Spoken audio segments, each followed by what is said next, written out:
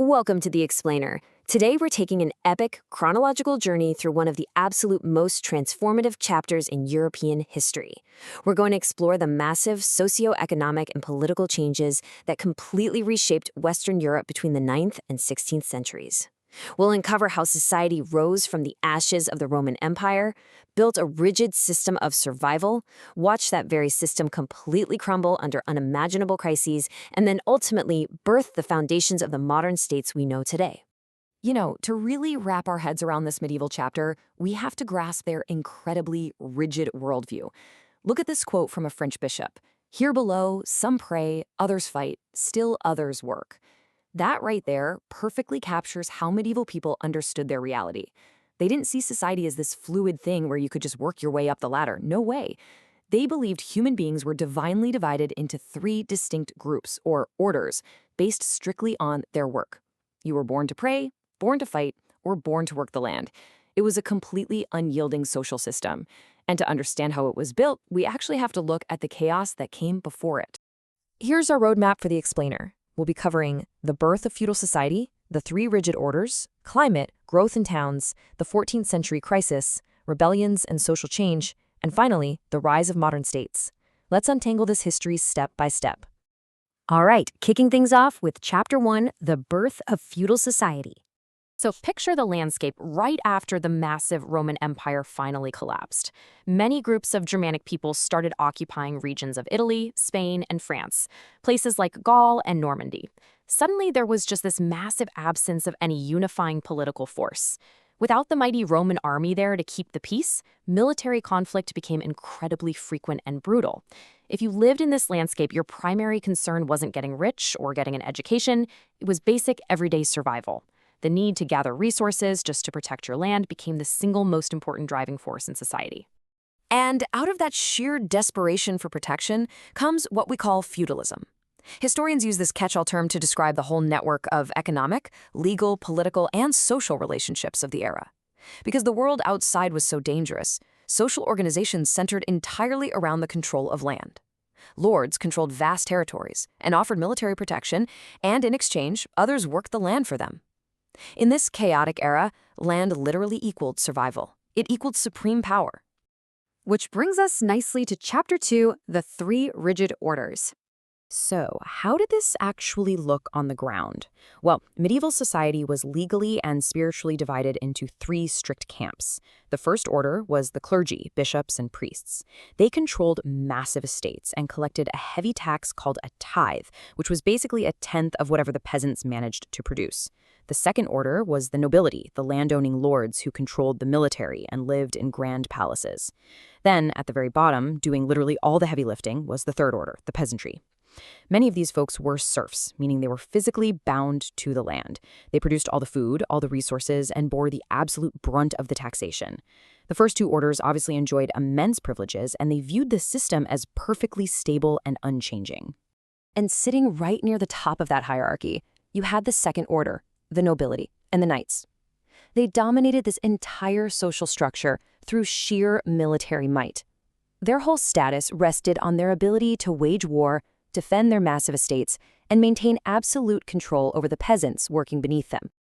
But, things weren't quite as unchanging as the nobility liked to think. Let's shift our focus in Chapter 3 to climate, growth, and towns. Now, this is where it gets really fascinating. We're talking about invisible environmental forces that literally reshaped human society. From the 5th to the 10th centuries, Europe was locked in this intensely cold spell. Winters were brutal and prolonged, forests were vast, and crop yields were honestly just terrible. But then, right around the 11th century, Europe enters a remarkable warm phase. Average temperatures increased, forests actually began to recede, meaning more land could be cleared for agriculture, the soil had less frost, making it way easier to plow. This wasn't just a minor change in the weather, it triggered an absolute agricultural boom. And to put that boom into perspective, check out this number, 73 million. In the year 1000, Europe's population hovered around 42 million people. By 1300, it had surged 73 million. Better food meant longer lifespans, and with surplus grain, peasants suddenly needed places to sell their extra goods and buy tools. This directly spurred the growth of a brand new unofficial fourth order in society. New towns, bustling marketing centers, and a rising class of independent merchants. That rigid three-order system we talked about, it was definitely starting to stretch. But then, the bottom completely falls out. Welcome to Chapter 4, the 14th Century Crisis. By the early 1300s, that warm, favorable climate we just talked about vanished, replaced by bitterly cold summers and relentless storms. Because the population growth had so rapidly outstripped resources, the very moment the crops failed, society hit a brick wall. Between 1315 and 1317, severe famine struck Europe, killing thousands. In the 1320s, massive cattle deaths swept the continent, destroying food and labor sources. And then, as if that wasn't enough, from 1347 to 1350, the ultimate disaster arrived, the Black Death. It is honestly hard to even comprehend the scale of this devastation. The eyewitness accounts from the time are absolutely harrowing. One observer wrote, "They sickened by the thousands daily, made it known by the stench of their rotting bodies.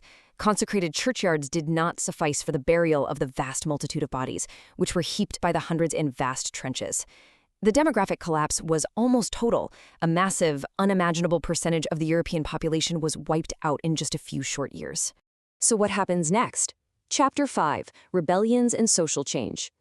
The people who actually survived woke up to a completely transformed reality, triggering a fascinating chain reaction. You see, the Black Death didn't just cause immense grief, it practically destroyed the entire economic viability of the old feudal system. Because so many people died, there was a drastic reduction in the labor force. Suddenly, for the first time, the surviving peasants had immense leverage. The demand for labor skyrocketed, so laborers demanded and got much higher wages. While desperate lords, seeing their wealth plummet, tried to push back by literally trying to force peasants back into the old, unpaid labor contracts of the past. And the peasants? Unwilling to give up their newfound economic power, they fought back. Hard. And this wasn't just a minor disagreement. This friction exploded into massive, violent uprisings all across the continent. You had major peasant revolts in Flanders in 1323, in France in 1358, and the famous Peasants' Revolt in England in 1381. Now, yes, it's true that these rebellions were ultimately crushed by the military power of the nobility. But the sheer intensity and scale of these revolts sent a crystal-clear message. The old feudal privileges could never, ever be fully reimposed. The genie was out of the bottle, and the money economy was just too far advanced to be reversed. Which sets the stage for our final chapter, the rise of modern states. With the old feudal system fractured beyond repair, something new had to take its place. In the 15th and 16th centuries, kings began to capitalize on the weakened state of the traditional nobility. Historians call them the new monarchs. We're talking rulers like Louis XI in France, Henry VII in England, and Ferdinand and Isabel in Spain.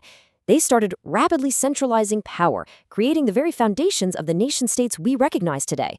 Instead of relying on local lords for protection, these monarchs built standing, professional armies. They established permanent bureaucracies to govern efficiently, and, absolutely crucially, they implemented national taxation to fund the whole shebang. Of course, as you can imagine, this centralization of power did not happen without a fight. Strongholds like Nemours Castle in France stood as literal symbols of the local aristocracy, who deeply, deeply resented the kings taking away their historical powers. A common thread running through all this opposition? Taxation. Lesser nobles and regional assemblies constantly fought the monarchies tooth and nail to maintain their local liberties and resist this royal overreach. And that brings us to a fascinating split in history and a really provocative thought to end our explainer on. As these power struggles evolved, the kings of France just flat out refused to share power. In 1614, the French monarchy locked out their consultative assembly, the Estates General, and literally didn't summon them again for nearly 2 centuries, not until the French Revolution in 1789.